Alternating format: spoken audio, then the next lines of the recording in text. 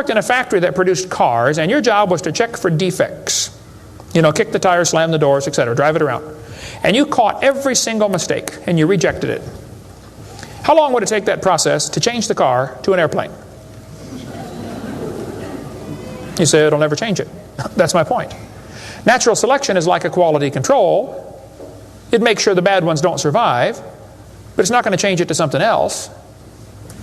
Survival of the fittest does not explain arrival of the fittest. And by the way, survival of the fittest is what is called a tautology. Kids, there's a big word. You can learn this. You can use this one on your brother. A tautology is a sentence that means nothing. You can say, oh, you're speaking in tautologies. I'll show you how it works. You say, Professor, why did it survive? I say, oh, because it's the fittest. You know, survival of the fittest. Oh, how do you know it's the fittest?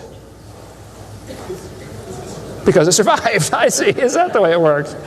That's exactly the way it works. That's stupid, folks, okay? Actually, it's not survival of the fittest. If a whale goes through a school of fish and eats 80% of them, it's survival of the luckiest.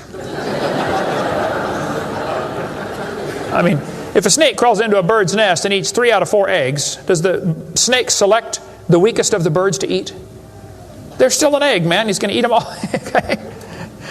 Then they do the thing with the fruit flies for the kids. They'll say, boys and girls, we raised flies in the laboratory, and we nuked them and microwaved them and x-rayed them, and we got these flies to have mutated babies.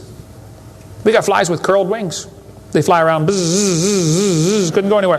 They got flies with no wings. What do you call that? A crawl. You can't fly.